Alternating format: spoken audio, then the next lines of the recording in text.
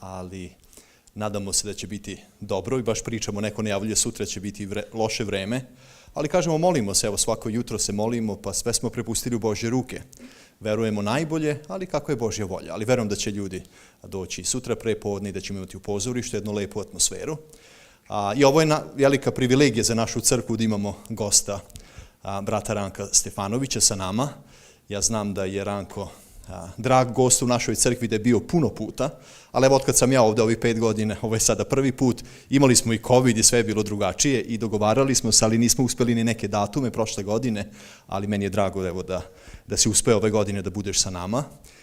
I mi smo napravili evo sad jednu priču za ovaj vikend, to je večeras da ćemo imati u našoj crkvi, a onda prepodne imat ćemo razmišljanje sa Rankom, imat ćemo zajednički ručak i ono što smo hteli sad, ja sam to i ponavljao iz starešine, da ono popodnevno bogosluženje ne bude na ovom mestu, nego da izađemo van crkve i da ponudimo i našem narodu knjigu Otkrivenje, tako da smo rezervisali jedno mesto, prvi put smo u tom pozorištu, bili smo u hotelu Sheraton puno puta, ali u tom pozorištu Maja Prentice Theater u Mississaugi, sad to je centar gde je naš narod. Tako da napravili smo jednu reklamu, znam da su se neki javili da će doći, eto, nadamo se da ćemo imati jedno lepo vreme i da ćemo imati također pitanje i odgovore u pozorištu, tako da će naš narod moći da pita sve što ih zanima o otkrivenju. I večeras mi ćemo isto odvojiti vreme za pitanja, tako da budite spremni, zapišite neko pitanje u toku predavanja, onda nakon toga ćemo ostaviti još jedno vreme.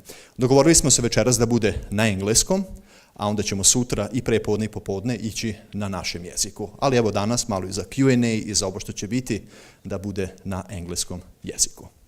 Možemo ustati, ja ću uputiti molitvu za sve nas. Gospode Bože naš, hvala ti što možemo biti u tvome domu i hvala ti što imamo našeg dragog gosta Ranka koji je sa nama. Ti ga, Gospode, blagoslovi, daj mu mudrosti i danas i sutra, i blagoslovi u pozorištu kada bude govorio da se ti u svemu proslaviš. Sve predajemo u tvoje ruke, da ti vodiš, a mi to ovo molimo u ime našeg spasitelja i Gospoda Isusa Hrista. Amin.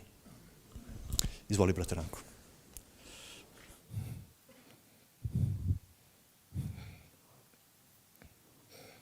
Bolje dole siđem. Dobro večer, braćo i sestre. Mogu da kažem, želim vam svima blagoslovenu subotu, ili tako?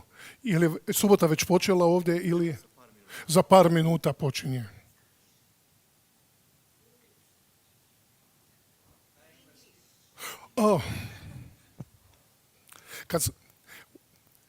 Kad sam sa našima, to je nekako normalno uvijek. Good evening, everybody. I just want to tell you this is about 6 years that I was last time when your elder at that time invited me, you did not have a pastor and asked me, we need somebody to conduct the communion service here. It was about 9 months before Brother Zoran actually came here. And as you know, that in the last 6 years, many things have changed. By the way, everything what I will say tonight is result of my experience within Seventh-day Adventist Church. By the way, you probably don't know, and I know that some of you will almost faint when you hear that in about 2 months, it will be exactly 60 years since I was baptized. I don't want to ask you how old you are. Okay. I remember when I was a young person sitting in the pew when people preached about the book of Revelation. It was the time when kids were sitting in the corner, they were not the center of the home, like under Hollywood movie Impact. You know what I'm talking about. And I was listening about everything. We are sometimes counting even months when Jesus will come. And we are still here. You know that during all these years we went through COVID. Last year I was in about 15 countries. And there was always one regular question, whether pastors or local churches or people in the division or whatever, they ask question, is there any spiritual lesson that we learn from the COVID situation? And I told them, yes, there is something. This was something that really made me think seriously about. What is that I learned from COVID? This will be an introduction to what we try briefly to mention, and then we will have questions and answers so that we address your concerns, your questions about the book of Revelation. What is the first thing that I learned from COVID? Let me tell you, when I was a young person, when I was a young pastor, we lived in Europe when everybody was talking about the upcoming period of peace. The Second World War was inside. Europe is about to be united. You know what I'm talking about. And then in 1990s, I came to United States. That was the golden age of United States. And everybody was talking about the bright future. And sometimes, please, I want to share it with you, that our Seventh-day Adventist proclamation of biblical prophecy, the situation in this world will start going downhill, will become worse and worse, was somehow out of the context of what we witnessed in the world. Am I correct? In the Western world. But let me tell you, many times I travel in Asia, I travel in South America, the situation is almost identical. And then suddenly COVID came. Did you notice something?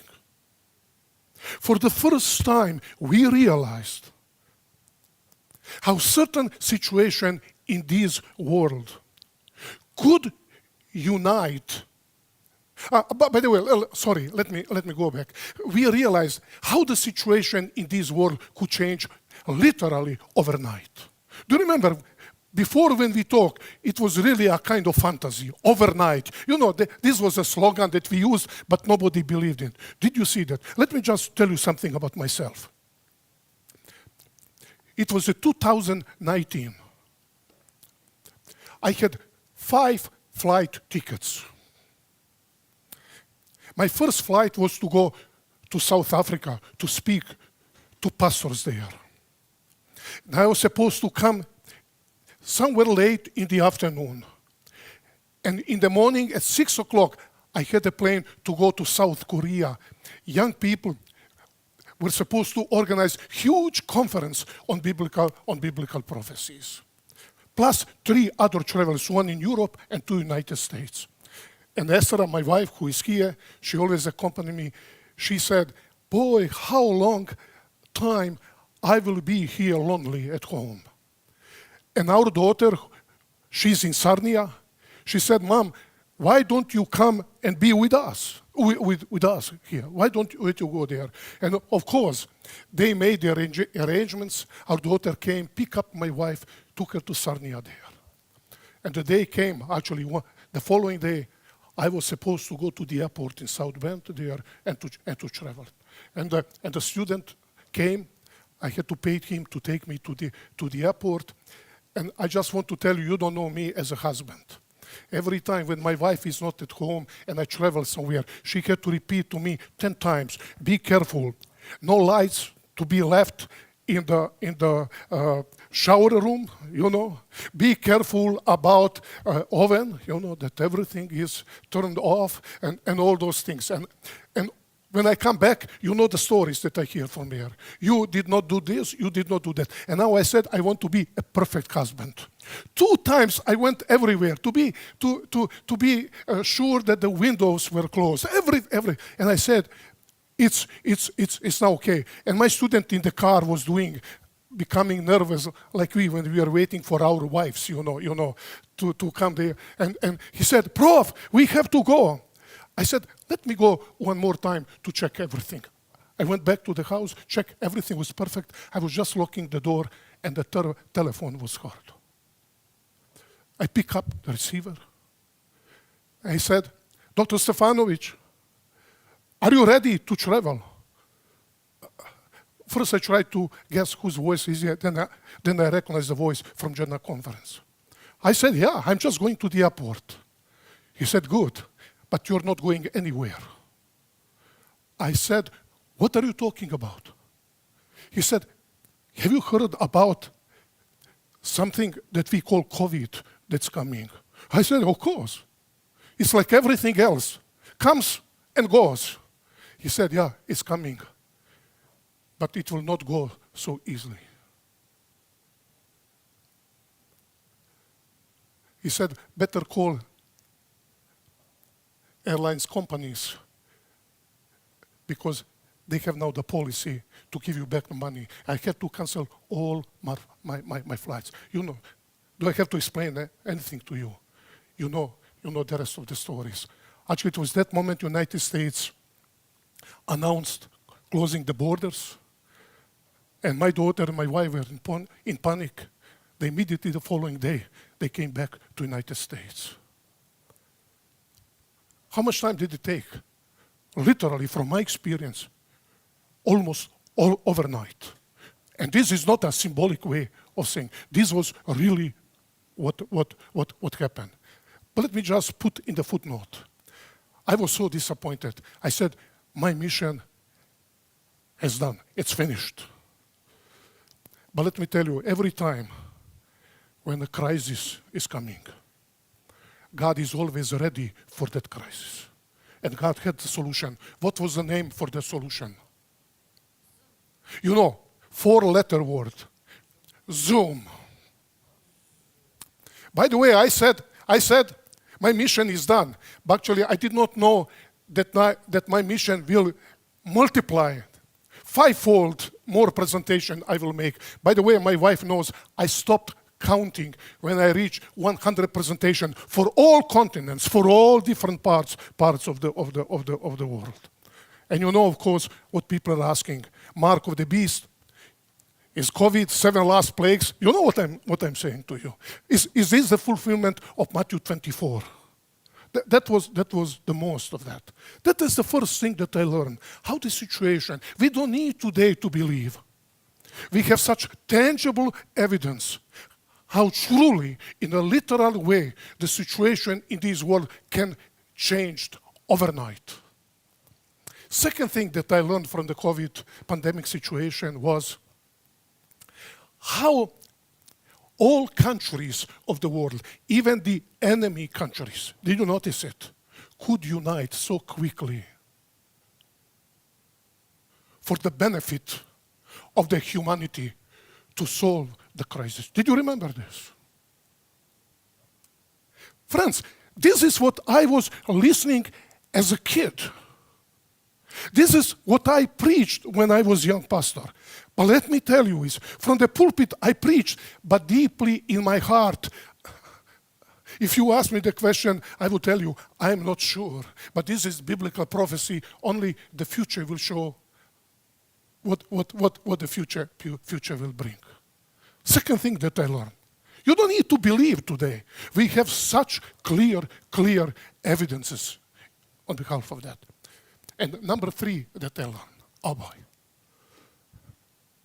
I almost don't want to mention it. How even faithful Christians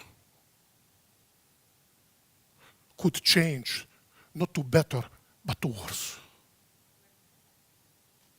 Instead of using YouTube channel, Facebook, to proclaim the gospel, this was the message, this was the opportunity, are you still, to turn the people, their faces, their eyes to God. Are you still in a solution to this problem? They're just waiting to find, searching, spending days to find any lie. How many emails you received? This is spread further. Lies after lies after lies. This is what we preached, that actually the upcoming crisis before the second coming of Christ will really make some people to come much closer to God, and some people that will really show what the true nature of their character was. Let me tell you, I'm not pointing fingers to anybody else. This was the time for my soul searching about my relationship with God. And today, like never before, I just want to tell you the most presentation that I ever made in my life, it was in the last 3 years. It is to pastors. They really want to change the view of the book of Revelation, how to interpret really that book. Shall we go and take newspapers and to interpret the book of Revelation in the light of the current events? Or should we really go and take the book of Revelation to tell us really what that future will be all about, what the future will bring to us before the second coming of Christ? So please just allow me. I don't know how much. Can I take 30 minutes just to present it, so to give you a chance for asking the question and answers? Please, I prepared it much earlier, and I want to remind you of the opening statement. I believe that we all who are sitting here, we know that opening statement of the book of Revelation. What is the opening statement? Revelation of Jesus Christ. Please, forgive me. I will not now to talk about this, because tomorrow afternoon we will spend good amount of time talking about this opening statement, what truly the book of Revelation is all about.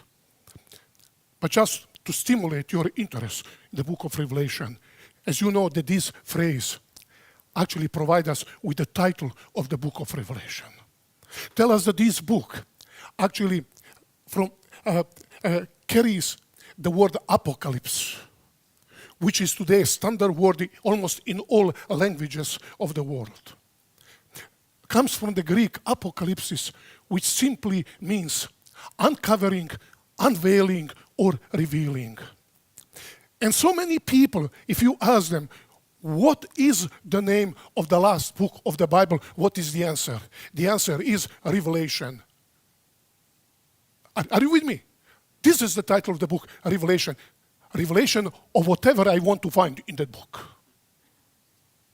It's my revelation, not God's revelation. Whatever, people go to the text and try to find all kinds of ideas from the book. By the way, you will notice that the title of the last book of the Bible is not revelation of anything, it's a revelation of Jesus Christ. In the Greek language, please forgive me, I don't want from the pulpit, I don't want to talk Greek, Hebrew. But sometimes I have to tell you in the original language of Jesus Christ, revelation of Jesus Christ, actually means that the book could come from Jesus Christ. And this is supported by the opening statement of this. Revelation of Jesus Christ, which God gave him. And Jesus sent it and showed to his servants through his servant John. So it came from Jesus Christ. But if you go from verse 7 all up to the end of the book of Revelation, the book showed to us that that book is about Jesus Christ as well. So what I see the book of Revelation is really Jesus' self-revelation of his people with this promise. When the future takes place, he will fulfill his promise and be with his people. How long?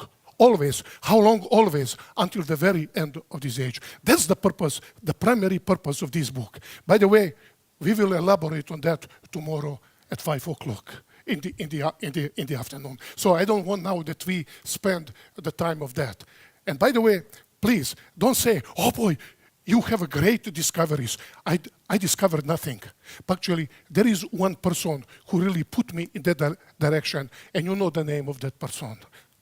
The name of that person is Ellen White. Listen to what she said. Advance new principles and crowd in the clear-cut truth.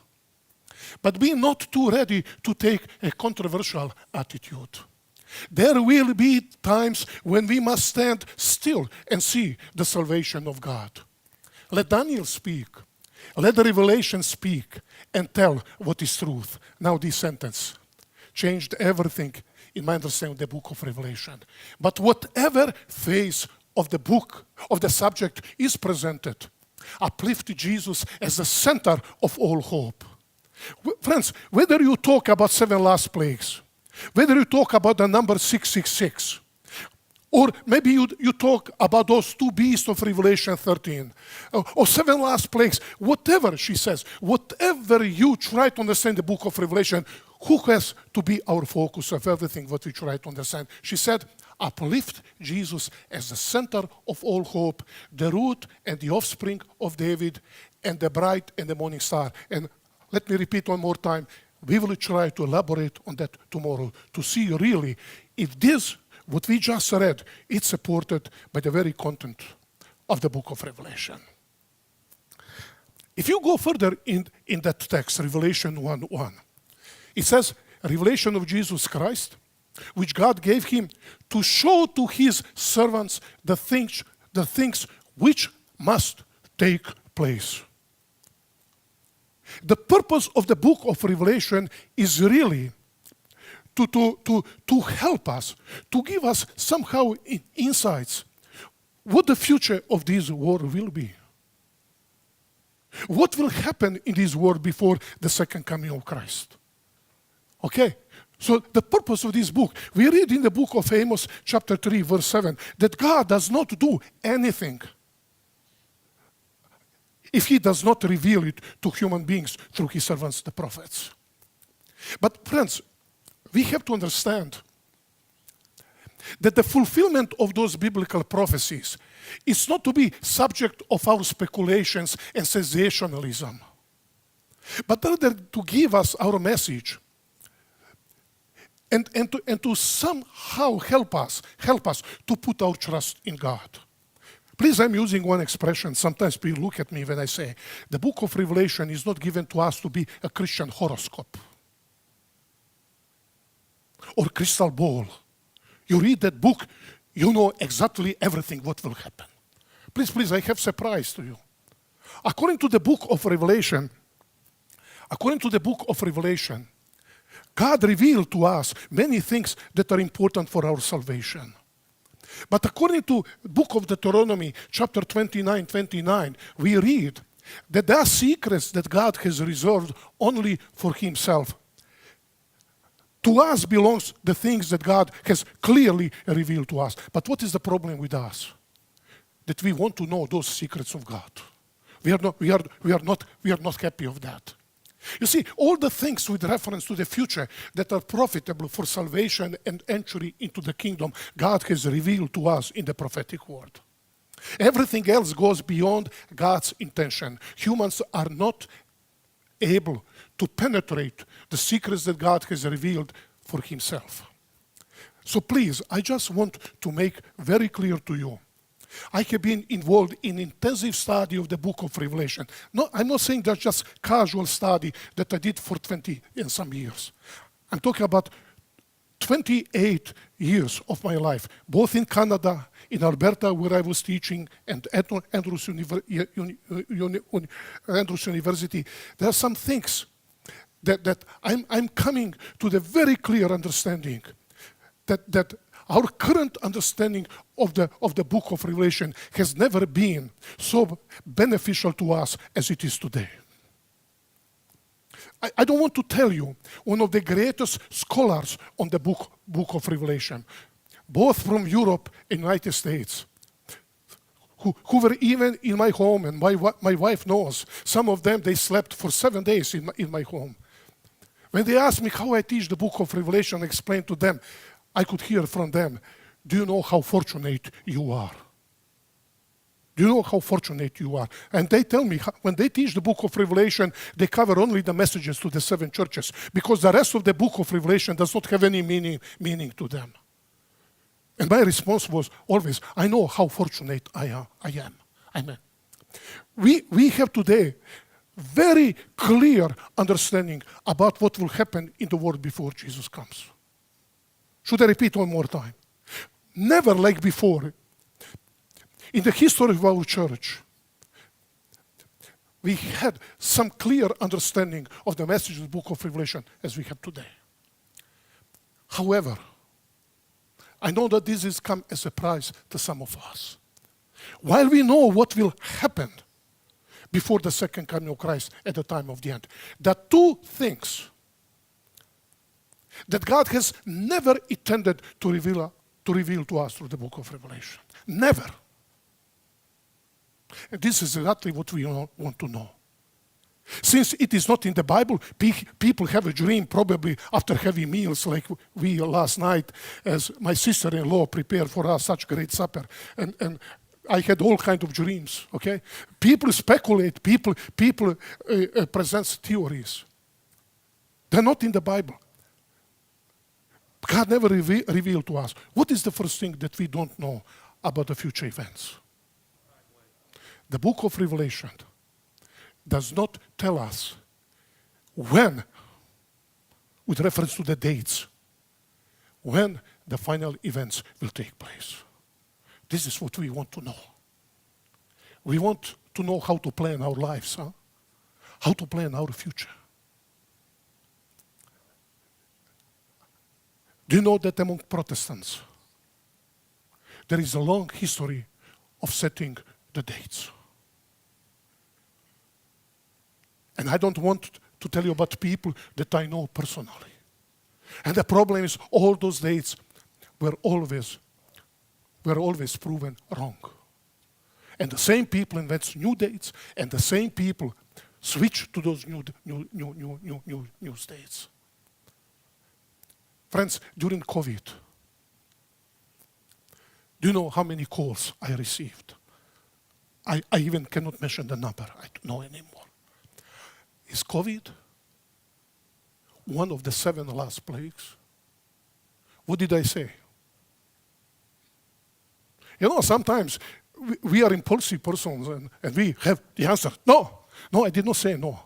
I said, I don't know. God did not reveal to us. I have my questions with regard to that. That does not fit. Those questions do not fit the book of Revelation. But I don't know. The next question was, when are we going to know? The future will show. Please, can you help me now? You have to cooperate with me. Was COVID 7 last plagues? Today we know clearly. Are you still with me? You see, this is what we have to wait instead of speculating. Today we know that it was not. Okay?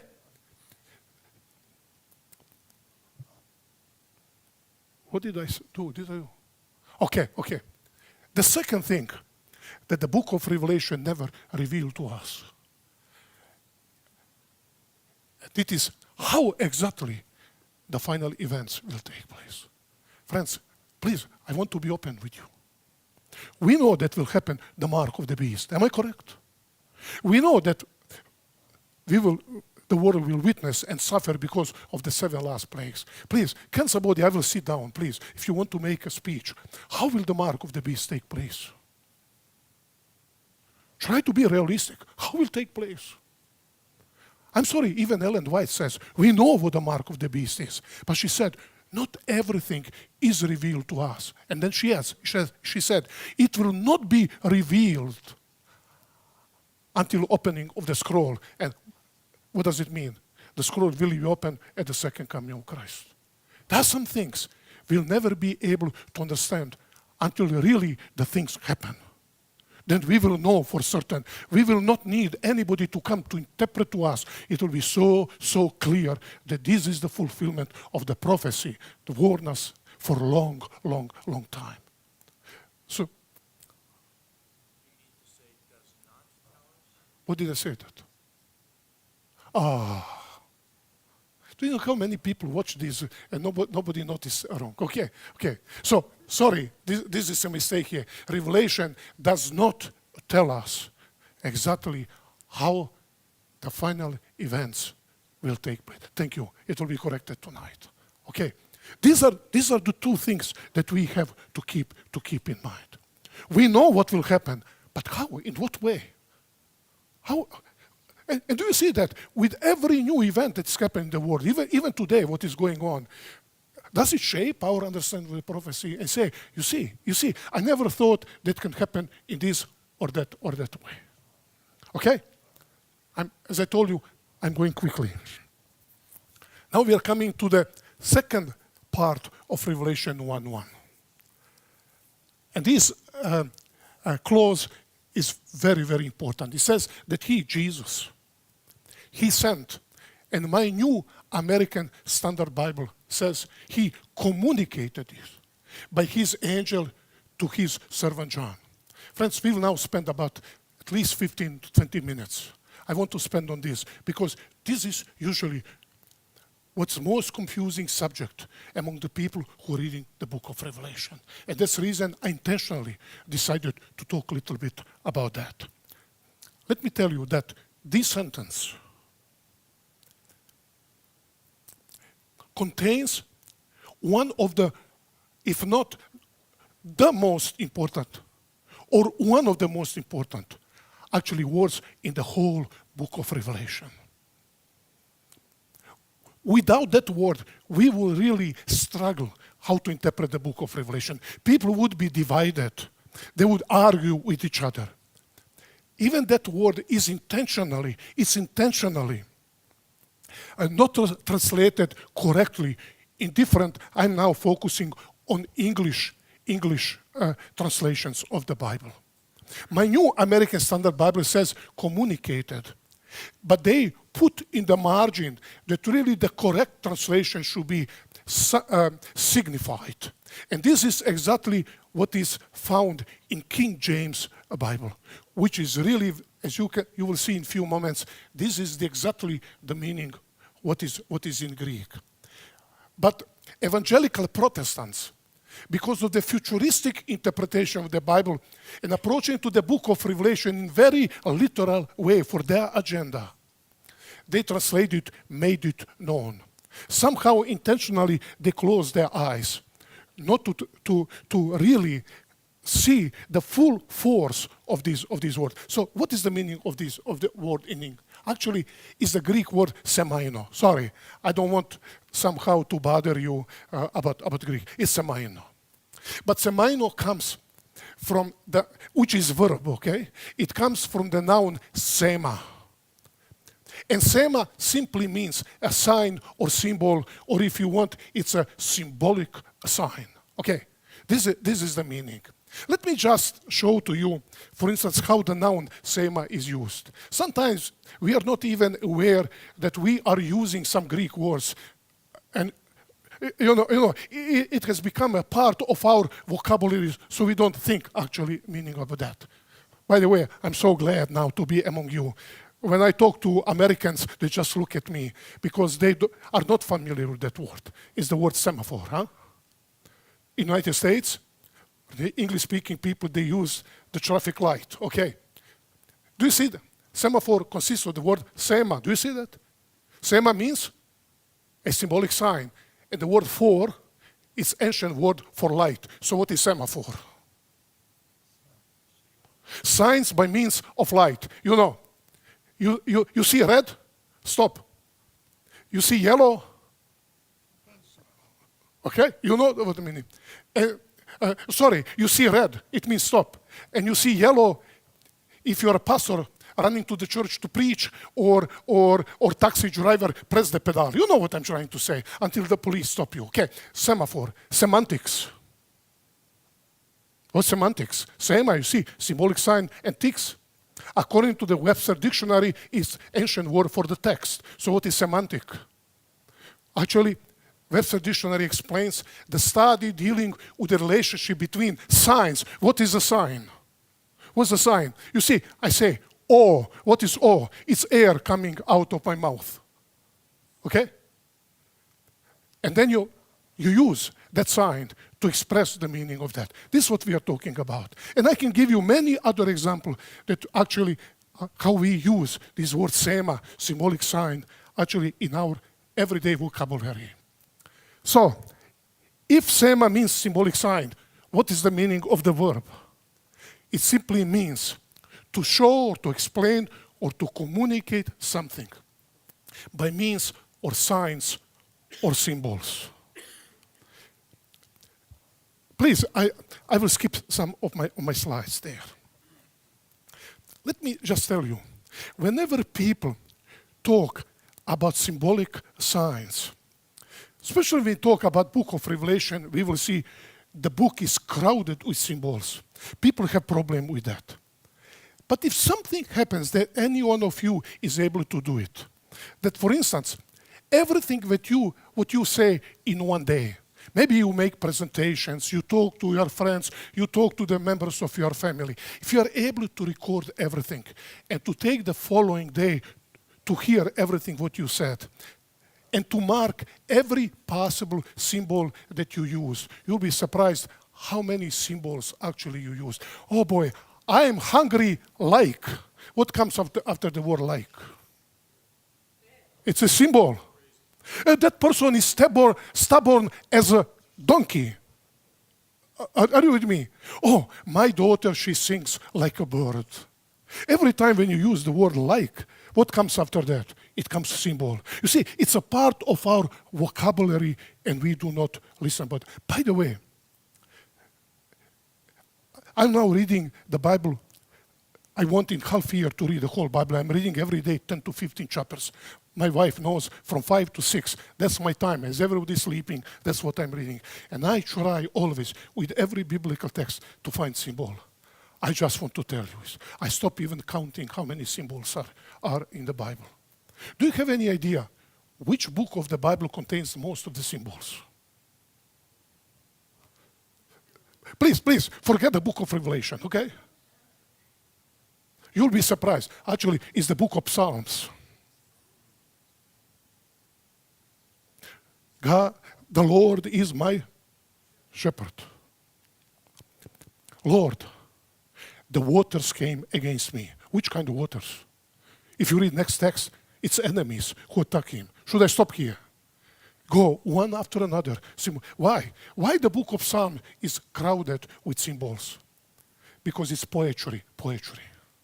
And you know, in songs, you can express many things in symbol. If you have a normal preaching, people say, hey, what you're doing, it's a silly way of talking. But in songs, it becomes normal. This is what we are talking about. Symbols that were used. I have to skip it. What does this word is telling us? Telling us that John the Revelator, while he was on Patmos, when Jesus came to visit him,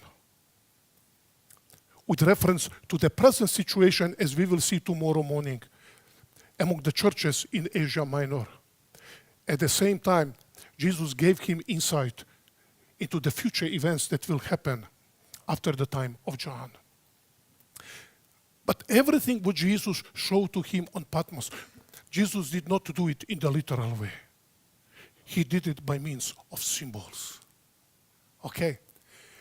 So when John said, and Jesus,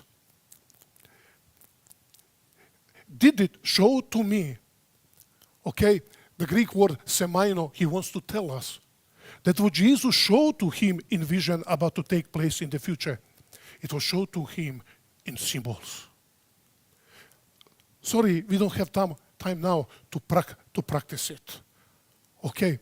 For instance, if you go to Revelation chapter 13, I just came to my mind. Jesus wanted to show to John about great apostasy that would happen in the Christian church during the medieval period. John the Revelator did not see any human being dressed with a crown of the attire. Are you still with me? What did he see? He saw the beast. And this was a standard symbol used in apocalyptic prophecy for political power. Are you with me? He saw the beast. In chapter 12, he saw a woman, blameless woman. Are you still with me? Faithful woman. He was the symbol that everybody at his time, among Christians and Jews, not only among Christians and Jews, they knew that the woman was always a symbol for God's people. Are you with me? Standard symbols that were used. Telling us that, especially in that opening statement, that what John saw in the vision, he literally put in writing what he saw in the way how he saw. Doesn't make sense. Okay? But he wants to make clear that what he put in writing of what he saw in the vision was not supposed to be understood in a literal way. But by the way, in symbolic way. Please now, just a few more minutes. I want to make it very, very short. Can I just ask you now that we want to practice something? Can you forget for a moment the book of Daniel and the book of Revelation? Can you just forget it? Okay? Let's go and try to understand about the rest of the Bible. Are you with me now? Can we do it together? You open the Bible, for instance, Old Testament or New Testament. Take any text, you read it. What is the starting point for the understanding of that text? What is how you should approach, okay, to the text with your understanding that the text is literal or symbolic?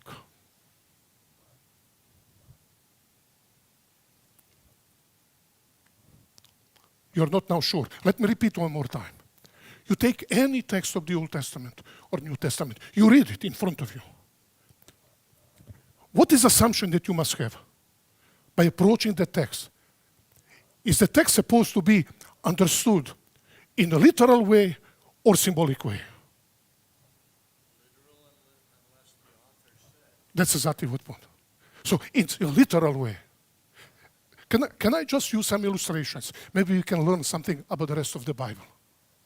This is what people usually understand until comes something in conflict what they believe. For instance, please forgive me. I'm a person, somehow I study science. And I'm a little bit favor of evolution. Are you with me? Now I read Genesis chapter 1. In the beginning, God created heaven and earth. And then God created something. The first day, second day, third. You know what I'm talking about. And suddenly, I like evolution. Are those days supposed to be understood as literal 24-hour days? Or are they symbol of a long period? This is the way how people read the Bible. If the person really has cleared up with his relationship with God, he doesn't ask that question. He believes that the text is a literal way. Okay, but now let's Brother Mladen, you and me now believe this is symbolic period, not 24 hours. Can I ask you a question? Then why do we keep the Sabbath? Let me tell you, at least Jehovah's Witnesses are honest. They said we don't keep the Sabbath because all those days are a long 1,000 of years. Are you still with me? That's why they don't keep the Sabbath. But how can a Christian observe the Sabbath, worship the Sabbath, keep the Sabbath as something of God, and believe that those 6 days are long period? Do you see the problem? Once you go to those steps, then how do you know that Adam and Eve were literal? How do you know that sin and the serpent are literal? Should I stop here? Do you see that, friends? Once you go that steps to speculate in your favor that fits your ideas, there is no end of that. I'm sorry.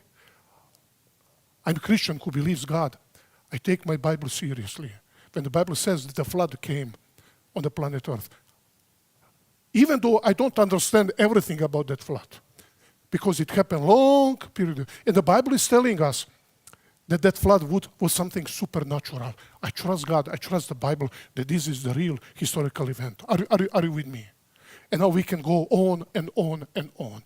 So the starting point is when we read the biblical text and try to understand what is there in the text, the starting point is that the text is supposed to be understood in a literal way, unless the text gives us clear evidences or the context show us that really the text is supposed to be understood symbolically. And I can give you now many examples. For instance, I just read this morning book of Isaiah. Let me sing a song of my dear one. Isaiah chapter 6 or 5. No, Isaiah chapter 5. Let me sing a song of my dear one. My dear one had a vineyard. He put a fence around that vineyard, and he put the tower in its midst. And there are many more details that are there. And you can now sit and say, is this literal or symbolic? But if you go about 5 verses later, the prophet explains the vineyard is the house of Israel. God put his sanctuary in the midst of them, surrounding them by his laws. Are you with me? So it's clear that the symbol is used. You see, that's what I'm saying. The text must indicate clearly that the text is supposed to be understood symbolically. Okay? That's about the rest of the Bible. I'm sorry, I'm going a little bit faster. However, when we come to the book of Revelation, it's completely opposite. When John said that he saw some things in the vision from Jesus Christ, are you still with me? The starting point is that the text that you read is supposed to be understood symbolically. Unless the text indicates clearly that it's supposed to be understood literally. When John said, I, John, your brother, I was on the island called Patmos. We will see it tomorrow, okay? And I heard a voice speaking behind me.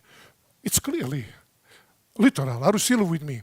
Or when John said in Revelation 19:10, when I heard those words, I fell down before the angel speaking to me. And he said to me, don't worship me. I'm simply a servant of Jesus Christ. Are you still with me? Clearly the text is literal. But as a rule, when John is telling us, this is what I saw in the vision, he puts down in writing. The chances are that what John saw, it was presented to him in a literal way. So, Brat Zorane, I want now to engage you in conversation. Please. No, you can sit there. Please, this is not a test of anybody's faith. I'm simply using illustration. Please. How many of you are familiar with Revelation 20? What is the content of that chapter? It's the millennium. You know the text. Okay? Can we just make a kind of exercise? And I hope that my illustration will be illustrative without thinking anything what is under what we try to understand. Please, can I now take verse 1? I will read from my memory, okay? And I will ask you a question. Please, you have to respond to me. John said, and I saw a mighty angel coming from heaven. I don't want to ask you a question. I give you the answer. Every time in the book of Revelation, when the angel comes from the presence of God, it's always a literal messenger from God. If you go to messages to the 7 churches, you have 7 angels of those churches. It's symbolic. But when you have angel always coming from the presence of God in the book of Revelation, all studies, all scholars, we agree with that, it's always a literal angel. But it says that the angel had a chains in his hands. Are those chains literal or symbolic? Symbolic. What do the rest of you are saying? Of course, John saw the chains, but those chains, are they to be taken literally or symbolically? What is the angel supposed to do with those chains? To bind Satan. Do you bind a spiritual being by literal chain? You see, it's symbolic. And he said, and he took a hold of the dragon, the great serpent. Did he really found some snake and he took hold of it? We know that Revelation 12, it's actually Satan himself. And he says, and he bound him with those chains. Is it a literal binding? No. We know there is no human beings alive on the earth. So Satan is bound by circumstances. Are you still with me? Do you see that? Symbolic, symbolic, symbolic. Hey, can you hear me now? For 1,000 years.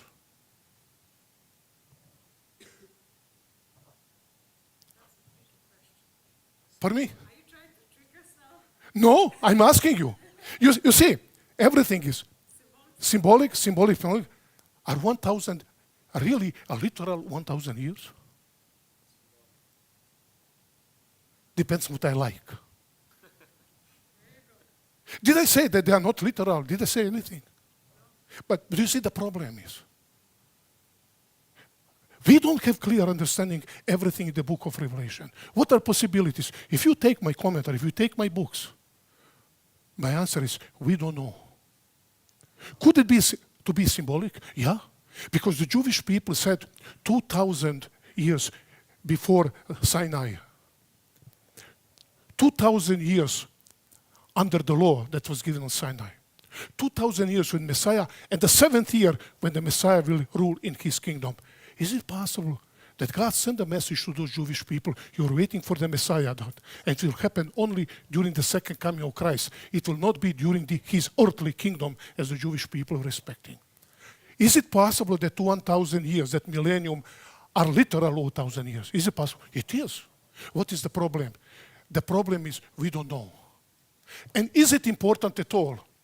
Brother Mladen, can I ask you a question? Can you imagine when Jesus comes? You want to enter New Jerusalem. Jesus tell you, Mladen, did you believe that millennium are literal 1,000 years or symbolic? Sorry, you are wrong. You cannot enter New Jerusalem. You see, this is what we are talking about. Those things really that we don't understand clearly are not important for our salvation at all. Are you still with me? It's good to know them. It's good to know them. But they're not important for our salvation. Now I'm putting Pastor Zoran, and please, he will not give his confession of faith. We are simply having just brief conversation as for the purpose to provide illustration to you. Brother Zoran, do you believe that millennium, I'm not putting you on the spot, do you believe that the millennium 1,000 years are literal 1,000 years or symbolic period of time expressed in terms of 1,000 years? I believe that is more than one day, but not. But what is belief? Yes. You have just two options. Okay. Which one is literal, symbolic? Symbolic. I believe it's literal. Okay. Are you with me? Can you hear me now? But you see, my view is biblical. I'm Bible. You disagree with me. You disagree with the Bible. Does it sound familiar to you? Go to YouTube. Whoever disagrees with me, what I am presenting, that person is heretic. And he's heretic because he disagrees with the Bible. I am the Bible. My understanding is Bible.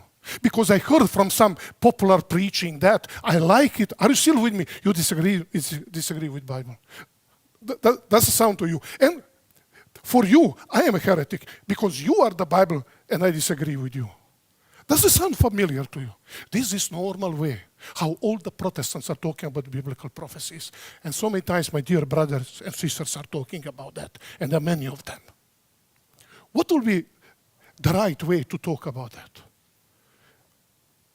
Brother Zoran, he says, I believe it's symbolic. I say it's literal. And I ask him, wow, you say it's symbolic. Would you tell me, why do you believe it's symbolic?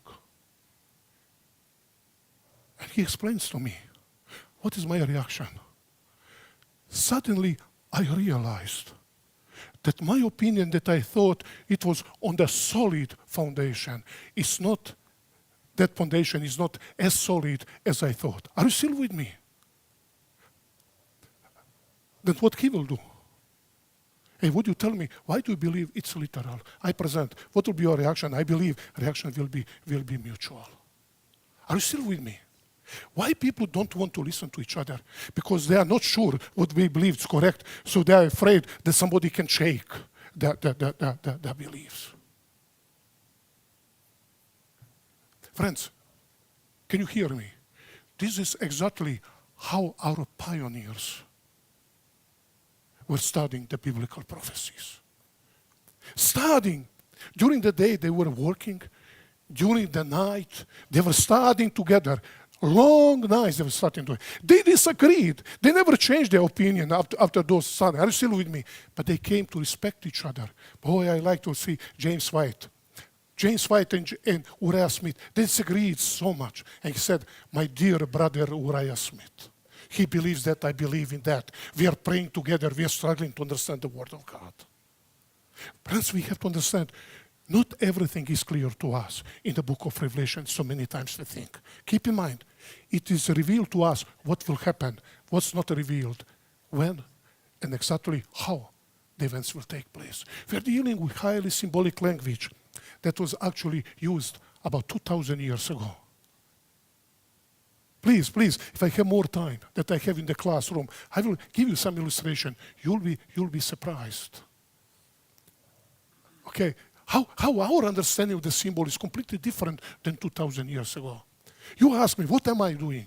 Why my commentary? Actually, people are reading. Not to provide interpretation, everything. We are supposed to do it together. My commentary is to help us to understand the meaning of the symbol 2,000 years ago, how to take place. Are you still with me? Once you understand how to understand that symbol, then you will be much clearer and much closer to the understanding of the biblical text. And 5 more minutes. This is not prophetic, it's exactly that. Please, I have to skip all of this, please. Now, probably you will become excited with brother Zoran, that you actually study now the book of Revelation. And you will come to certain symbols. You go to one Bible commentary, you go to another Bible commentary, you go one book, another book, third book. Nobody actually dealt with that symbol. But you want to do together to get to the understanding of that symbols. And I want to give you just a solution, just brief solution, where you are supposed to go to find the meaning of that symbols. Friends, today it's recognized by everybody, including our church. You can find in Seventh-day Adventist Bible commentary about everything what I'm saying to you is that there are 4 different sources from which the symbolic language of the book of Revelation was derived and came from. How many? 4. But let me tell you, instead of saying 4, it goes like this. 1 plus 3. Because the 1 includes the majority of all symbols in the book of Revelation. The 3 one is good if you know. If you don't know, it's not a big deal. If you're familiar with this first source, you can handle the book of Revelation in the best possible way. What is the first symbol? It's the Old Testament. I hope that we understand that in the first century, the Christians, they had one Bible. What was the Bible of the early Christians? Old Testament. Why? The New Testament. Hey, the book of Revelation was not written yet. The New Testament was not in existence everywhere. They were very much familiar with the content of the Old Testament. Please, the many details to mention, I have to strain myself, is it was about 100 years ago. The Christians, by careful study, scholars, they concluded that about 278 verses you can trace directly to the Old Testament. Little bit later, and general perception is about more than 300 verses. My doctoral dissertation established 3 verses that people never thought before. And I just wrote several articles showing 3 more Bible verses that have direct allusion to the Old Testament. If you ask me, I can tell you frankly that at least 75% of all symbols in the book of Revelation taken from the Old Testament. What does it mean? Then when you open the biblical text and you find symbols, what are you supposed to do? If you have concordance, that's a good thing. But today, in the age of electronics, it's much easier to search it. To go to the Old Testament, that you find out where that symbol was taken from. Once you do it, I just want to tell you, 80% of your effort to understand the meaning of that symbol has been solved.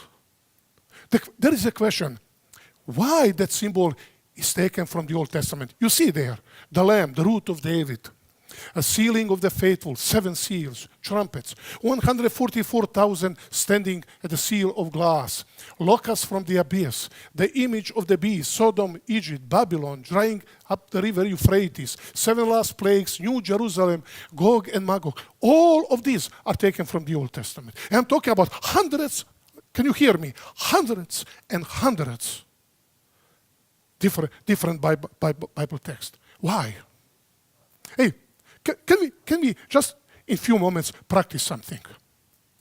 Please. How is in the book of Revelation the end time apostate power, religious political power, that Satan will use for the purpose of preventing God's plan for this world? How is that religious political power named in Revelation 17? It's Babylon. Tell me, can you show to me on the map where that Babylon is located? Can you do it? Why not? So why it's called Babylon if it does not exist? Why not? Telling us about what? If you really want to understand the nature of that end time religious political power, are you still with me? What will be doing? How will it relate to God's people? How antagonistic will be against God's people? How that power will try to prevent God's plan for this world? What are you supposed to do? Go to the Old Testament and study ancient Babylon. Is it simple? Because what Babylon tried to do during the time of Daniel, what he did with the people of Israel taking them to exile, everything, arrogance of Babylon. Actually, all of these will be the characteristics of the end time power. Now, let me ask you a question. What is the future of this world? Which city in the book of Revelation has particular the name that will be the capital of the new earth? What is the name of that? Why New Jerusalem? Why is not Jerusalem? Why New Jerusalem? Telling us that if you want to understand that city, you have to go to the Old Testament and study that Old Testament Jerusalem that God wanted that city to be. The people of Israel in that city failed with God's plan.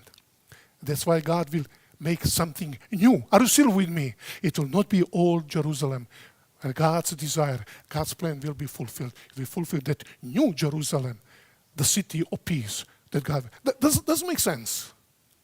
Let me tell you is the normal way how Christians are interpreting symbols, they take newspapers.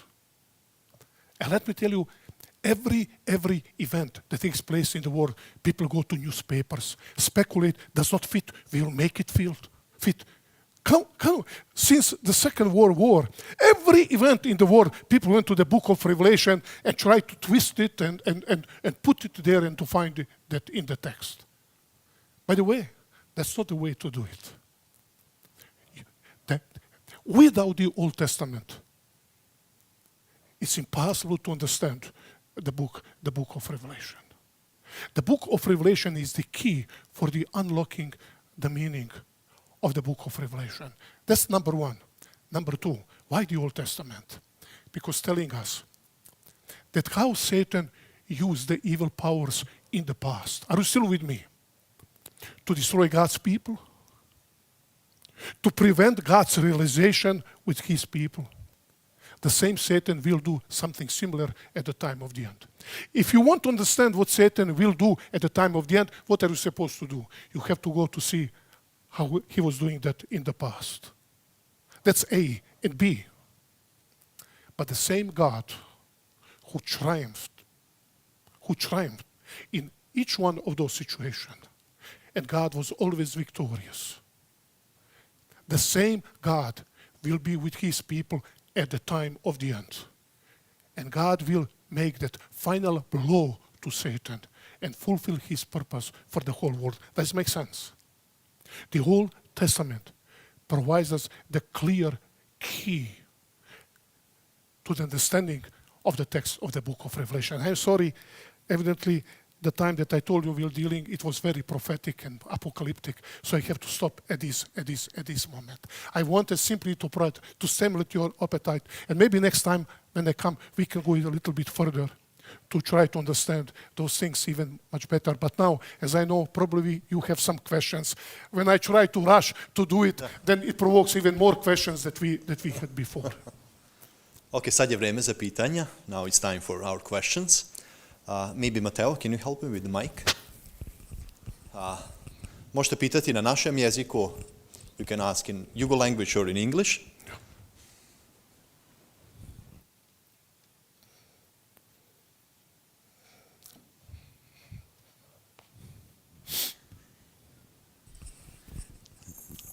So my experience has been that when I read the New International Version, I have the Zondervan Bible New International Version, and I have the New International Version by Zondervan on my iPad.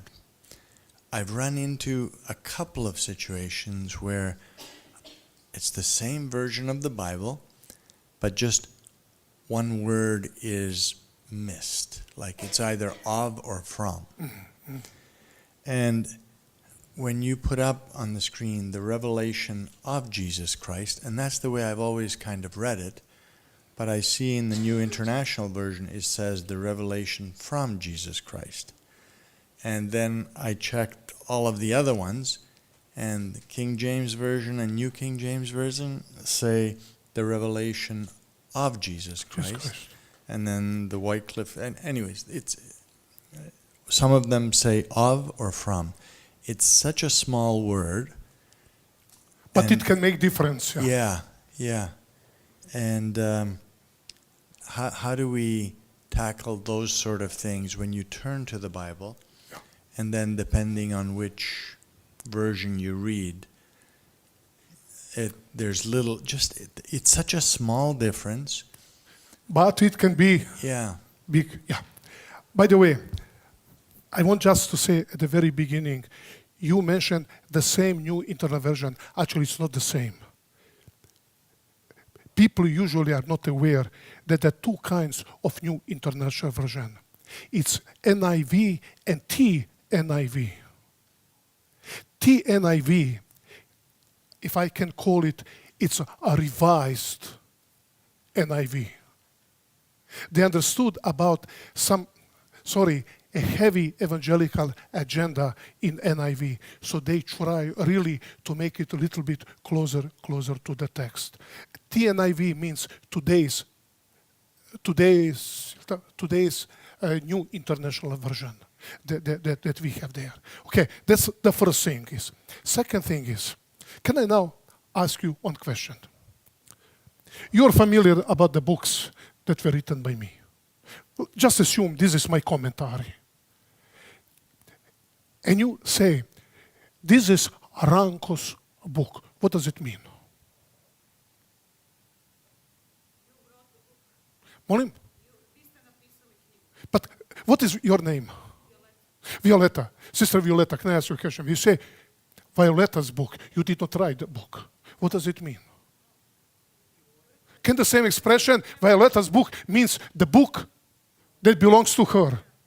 You see, so many times, we use certain phrases in our languages that we don't think actually what truly that phrase means. So, let me go back. Ranko's book can mean what? The Ranko wrote a book. We call it so-called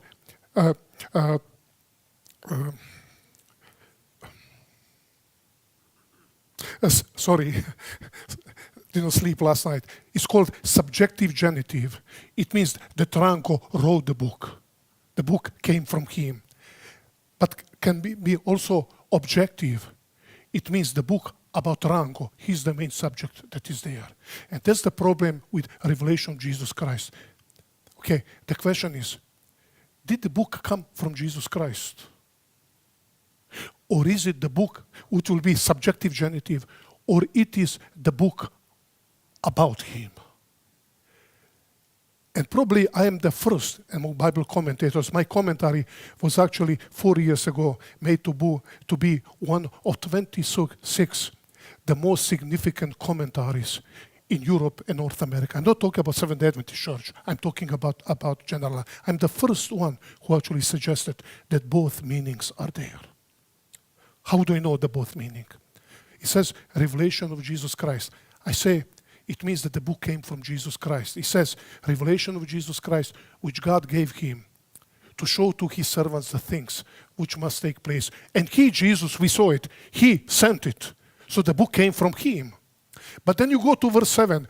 Behold, he is coming on the cloud. Everybody will see him. And if you go throughout the whole book, really the whole book of Revelation is about him. So the question is it from Jesus, about Jesus? And the answer is yes. And that's what scholars are struggling. It's not that the people make mistake or confusing. When you have NIV, there was one committee, and they all agreed that it really should be off. But then you have another committee who revised that commentary, they reach completely different conclusion.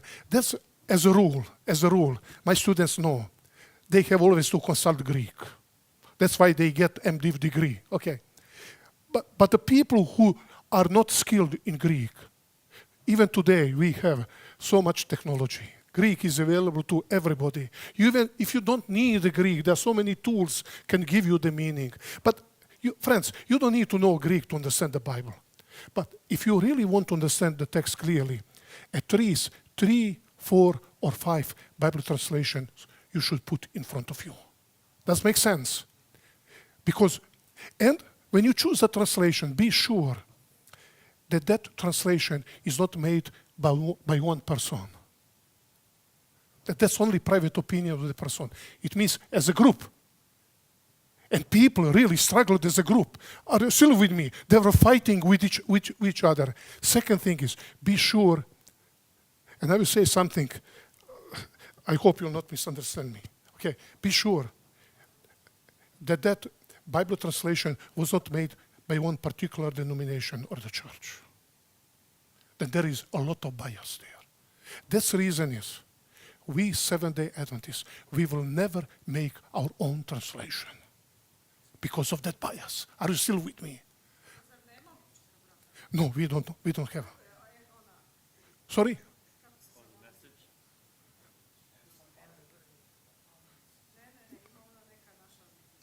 No, we don't have. But I have a similar question. What about, you said you should choose a Bible that has a group of people working on it. What about the King James? How many people wrote that on it? Huge group of Anglican scholars. Oh yeah, huge group. We don't know. Some people say, by the way, I have it, my home information. I have the original manuscripts because in 2004, there was big celebration of 400 years of King James Bible. And we had a special series of presentation by scholars in San Francisco. And we were provided all information. By the way, King James Bible was not a new translation. It was a revision of so-called Geneva Bible that King James British king did not like, because every time when in Geneva Bible king is mentioned, in margin they criticize the king, how he did not live according to the Bible. So he invited Anglican scholars. He said, I want a new translation, but no mentioning any king in the margin. And they took Geneva Bible and little bit revised it, and they acknowledge into introduction of that Bible that actually they took Geneva Bible and made it even better. That was actually the point, yes. No problem. That's why we are here for. It's by one person, mm-hmm. But if it's collected, then it's fine. I don't know that. Sorry. I thought it was written only by one person. No. It was a group, and what they were doing, they were preparing it in different places, and they would have meetings and go together through the text that actually they were translating and struggling with the text, polishing it, make it actually with the right decision. And it was done with the vote, but not only with the vote of those scholars, with the approval of King James. That's why it's called King James Bible. Today, actually, we have new King James Bible because, friends, you don't understand it. At that scholarly meeting, they provided to us the introduction to the King James Bible. For me, it was easier to read Greek than King James in the 16th century that they translated. So they had to provide to us the translation of that introduction. To see how language they changed. And King James Bible has that obsolete language. So in modern times, they made new King James Version where they replaced all those unknown and obsolete words, replaced with the words that are understandable by the reader today. Yeah, it's friends. It's very difficult. If you give me 5 hours to tell you about complexity of translating the Bible, taking ancient manuscript, it's a long, long, long history about that. Is there any Bible which is written by one person? I didn't heard about that. There are. Even, can I talk about us? We have translation. Are you familiar with this Bible? What does it say here?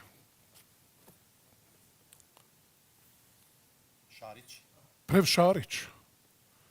This means, well, He is translated as a person. We have in our language, we have Bakotić, we have Stefanović. By the way, what is the most popular Bible among us? Danačić translated the Old Testament and Karadžić translated Novi Zavet. Yeah. Yeah, most of the Bible that we have it. Martin Luther doesn't mean that it is wrong. Are you still with me? But that's the reason is every time when you study, you must have several translations of the Bible in front of you.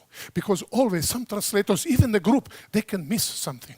As you just pointed to you, two different translations, do you see that how they agreed? So if you have 5 translations and 3-4 of them, they agree on something, you can really trust that this is much closer. Doesn't mean that this is more correct. Are you still with me? Or they did not make a mistake.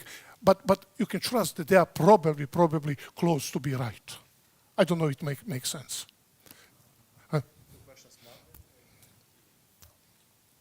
So in the example of the 1,000 years, how you gave an example of symbolic or literal, oftentimes when we get stuck, we'll open up, well, let's see what Ellen White says. And that's the law then, right? How do we, and if I was to think about what Ellen White wrote, I would have probably thought that she made it as a literal 1,000 years, as an example. Okay. How should we reason about that in the church as we study the Bible, as we read Ellen White together with it? You know, is there still discussion, or does this discussion stop because she said it? Let me tell you, I taught class on Ellen White in Canada for 3 years, at Andrews University for 10 years. My first class, teaching Ellen White, that was class nobody wanted to teach. I had 13 students. In 2 years, we had 75, and it stayed the whole time. After finishing my class on Ellen White, students were running to ABC bookstore.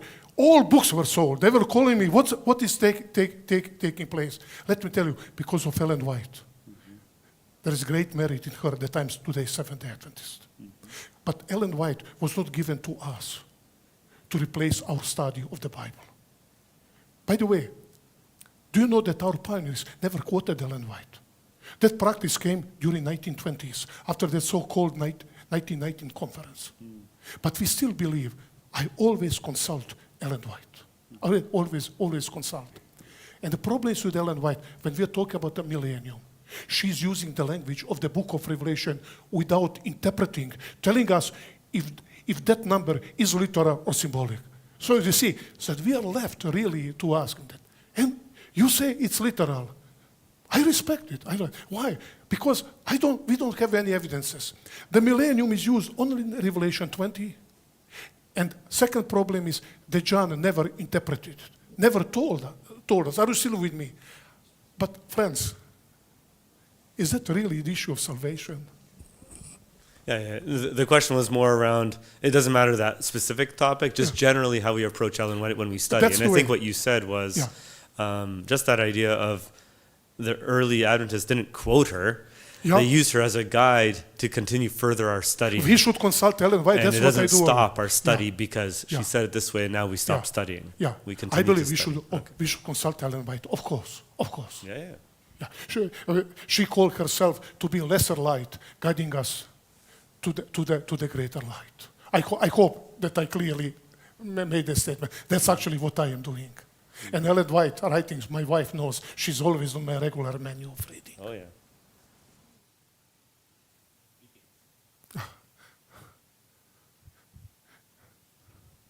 Nisam. To si ti nadaš. Čekaj, Ranko, ja ću na našem. Znate kako ste rekli da mi ne znamo kad će se nešto dogoditi i kako će se dogoditi.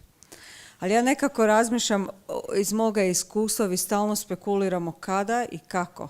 A zašto je to meni uopće bitno? Ja danas moram živjeti sa Bogom i da danas počnu, ne znam ni ja, te, kak zovemo, izlivanje plagues ili šta ja znam. Meni to ništa ne znači.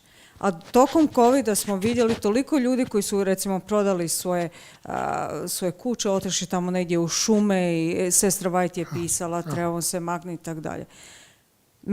Meni jednostavno to ne ide u glavu i ne razumijem zašto spekuliranje i zašto sav taj strah ako je on fokus svega i znamo da je sve u njegovoj ruci. Okay, let me, it really, your question requires a little bit longer answer. Some people really genuinely want to know.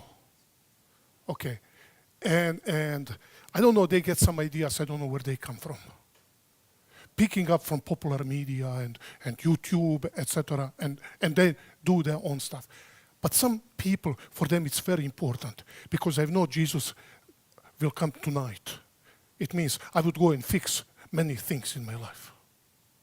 But if he doesn't come, I can still relax. Are you still with me? On my way, far away from God. It's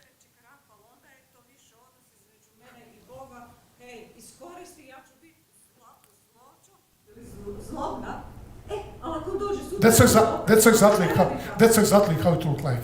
I don't know, probably you heard the story before Russian Revolution about one Christian who lived in Russia. That's what I heard, a long story. Please, if that story was not accurate, please blame the source that I heard from about.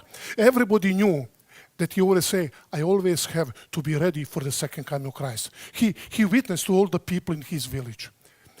And at that time, the Soviet Revolution was already to take place, and one of those atheistic philosophers was passing by, and that person was stealing the ground. And he stood beside him, and he called him by his name, and he said, hey, I have one question really to ask you. Do you still believe that Jesus can come at any time? He said, yes, I believe. Okay. What if I tell you that I got a message from God that Jesus will come tonight? What would you do? He said, I would continue to till the ground. Does it make sense to you? That's what Christianity is all about.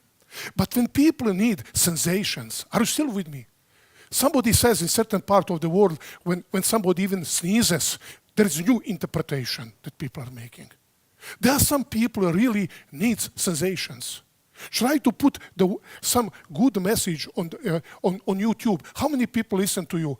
Try to put any sensational message. 1,000 people will be good. Somehow we live today, people live on sensations. And please, I don't have time now to go both to the Old and the New Testament to see how many biblical texts they warn us against the sensations, including Ellen White. She had closely 50 warning messages about setting the dates and those sensations. Please, I want now to use something. I hope this will not be something that you don't want to hear. I was a boy, I don't want to tell you how actually old I was. You can count on base that. My brother Brano is here. I don't know if he remembers that event, if he even attended. We were the only Seventh-day Adventist family in the small town Derventa in Bosnia.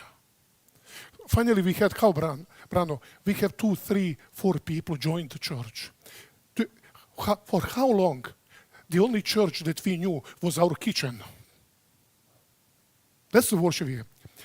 And we had, sometimes occasionally, we had what we call sabor. When we had 10 people attending that sabor, in addition to our family, that was huge camp meeting, bravo. Do you remember that? When pastor would come to our home, that was annual event. Are you with me? That was the time when we as kids were sitting in the corner, we were not the center of the house. If you go to Hollywood movies, who is the smartest person in the house? That boy. He twists the parents. Are you still with me? It was a time when we were sitting in the corner listening. And please, I remember one event. I don't know, Brano, If you ever remember some like that. If my father was here, when he greets you, the first thing after greeting, he will ask you, do you know when Jesus will come? Brano, do you remember that? That always. When my father came to Andrews University, I already did not know what to do. All my colleagues came in, when will Jesus come? When will Jesus come? You know, I had always to translate to him. My parents, they lived for the second coming of Christ. And I remember one of those camp meetings. I was just a boy. I don't want to tell you how old I was. I was sitting in the corner. And my father, the pastor was there, and I know how many, 15 people, including our family. He says, Pastor, propovjednik, okay? Please, would you tell us when will Jesus come? Boy, as a boy, I wanted to hear really the answer, you know. We live for that. And the response was, brother, read your Bible. Brano, can you tell us how much our father read the Bible? Have you ever seen one single day that our dad did not read 3 chapters in the morning, 3 chapters in the evening? Am I correct? He read. And my father said, Pastor, I am reading the Bible. I couldn't find when Jesus will come. And the response was, I'm listening carefully. He said, do you remember how many years actually Noah built the ark? My father says 120 years. And he said, do you remember year 1844?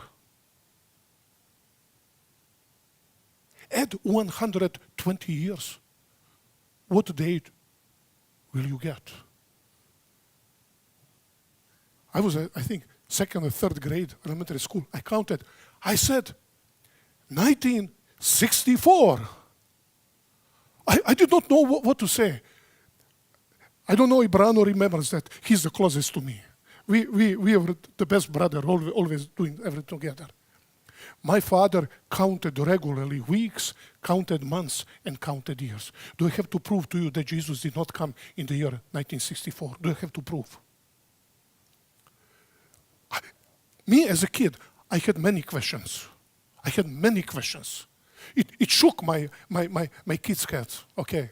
I was already now more mature of those 3 years passed and Jesus did not come. Another camp meeting. Now there are a little bit more people than 25, you know, few people at that congregation. My father was never quiet, okay? He said, Pastor, you told us 1844 plus 120, but Jesus did not come. I was listening there again. And the answer was, my brother, do you read your Bible? You know, sometimes when we say to the people, read your Bible, it means I myself do not read.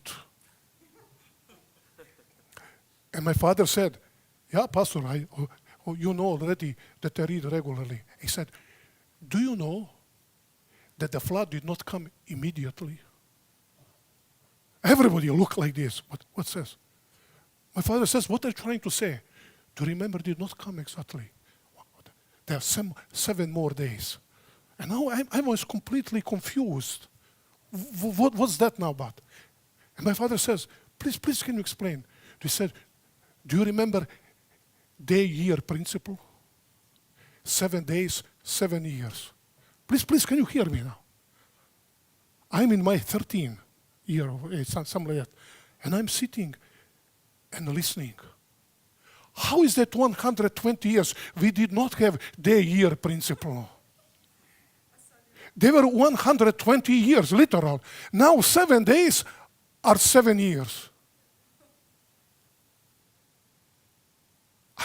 I just want to tell you, it shook my faith completely. And let me tell you why I'm saying this event. 99%, I'm very dogmatic about that, of all setting the dates are based in such method. Such method was based on such method. Speculations and trying to fit in the text. By the way, we are never encouraged in the Bible to do it.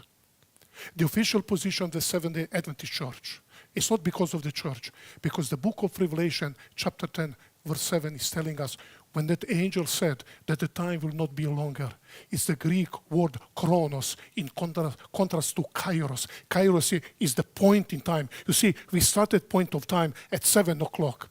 But our meeting lasted for 1 hour. That's chronos, from which the word chronology comes, refers to the period of time. The word chronos is used in Revelation, telling us that after that great period of 1844, there is no any more appointed prophetic time that we can take on the base which to calculate any date about the final events or the date for the second coming of Christ. Sorry, much more can be said about this.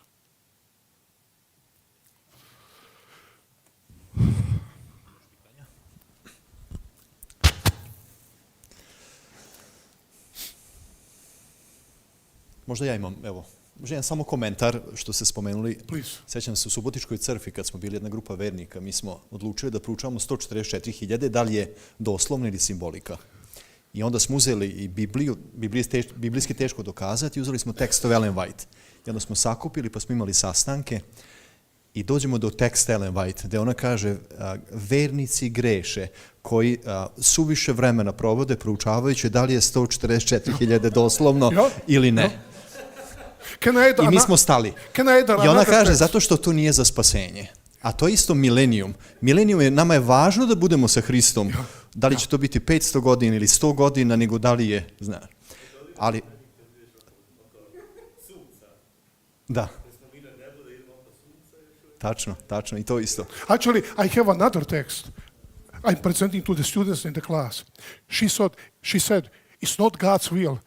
I have it. I can give you those parts. She said, it's not God's will that God's people will go into speculation, something that's not revealed to us. It is not God's will that they will present some interpretations that will, how they say, that will not enhance us spiritually. And she said, such as who will be among 144,000. She said, this is what God's people will know in a short time when it happens. She made very, very clear. I believe when we put these two statements that you mentioned and my statement, it tells us about clear understanding of Ellen White about 144,000. Sad pitanje, kad uzmemo knjiga Otkrivenja pisana na grčkom jeziku, mi imamo sad Stari zavet kao izvor razumevanja, a Stari zavet nije pisan originalno na grčkom, pisan je na jevrejskom. Sad ta tenzija, ja znam sad i neki skolari kažu da su moguće oni imali grčki prevod Starog zaveta ispred sebe, Septuagintu, i da su to koristili. Da li mi možemo stvarno uzeti, rečimo, reč bezdan ili znak, pa da tražimo u Septuaginti, da li je to dobar način? Yes. Today, for some period of time, 10-15 years, among scholars was debate, St. John was a Jew. Friends, Septuagint was the Bible of Apostle Paul and the early church. No question about that. When they preach, they use Septuagint. Septuagint means 70. According to Jewish beliefs, can I just explain what Septuagint is? You know the library in Alexandria, which really we can call it Harvard Library that is today, the best library in the world. They had all books almost of the world. The only thing that they were lacking was the Hebrew Bible, the Old Testament. Why? Because nobody would use that Bible, so they didn't want to invest money. So finally, the Library of Alexandria asked, according to the tradition, 70 Jewish linguistics to translate the Old Testament into the Greek language. And that Bible, the Old Testament Septuagint, actually was the Bible used by Apostle Paul, used by all early church that preached. Today, there is consensus when they compared everything that really John, the Revelator, actually used the Septuagint. But don't forget, he was a Jew. So many times, he did not have on Patmos 35 scrolls. Are you still with me? How did he quote the Old Testament? He quoted from his memory. But don't forget that he was very much familiar with the text in Hebrew. So sometimes with that freely quotation, he probably departed from the Septuagint and relied a little bit and put it there in the Hebrew text. And please, another time when I come, we can talk about that. How many of you are familiar with the text Revelation 11:18? The conclusion of the text, and the time has come to destroy those who destroy the earth. How much of you are familiar with that text? The time has come. Do you know that how the text is interpreted? If you are going around and throwing plastic bags, God will one day destroy you. It's used to support ecology and climate change, etc. So let's practice it. You want to understand the text. I will ask you the question that I'm asking my students. You have this text, the language. Where are you supposed to go to find the meaning of the text? Go to the Old Testament. And please now, I'll not even open the Bible. Go to book of Genesis chapter 6 to see where that expression is taken to destroy the destroyers of the earth. Where it's taken? Genesis 16. Said, God looked from heaven and he saw that every flesh was destroying the earth. And God said, do you see how they are destroying the earth? I'm going to destroy them from the earth. Then you go to the book of Jeremiah, chapter 49. Jeremiah calls Babylon, ancient Babylon, as the destroyer of the earth, and God is going to destroy him. See, do you see the language? How is from the Old Testament taken book. So who is the one who destroyed the earth? Can we go quickly? It's 2 minutes. Can you open Revelation chapter 18? I want, friend, somehow to stimulate your appetite for the book of Revelation, that you see that the book of Revelation is not really as difficult to understand as many people think so many times. Revelation 18. Have you found? Can I read it? Sorry, I have my Bible here. I don't have the translation. It says,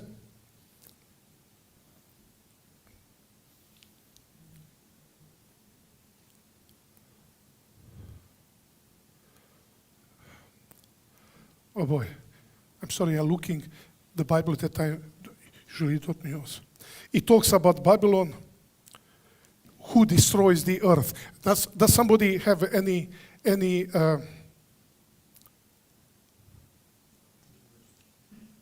oh boy, what is that?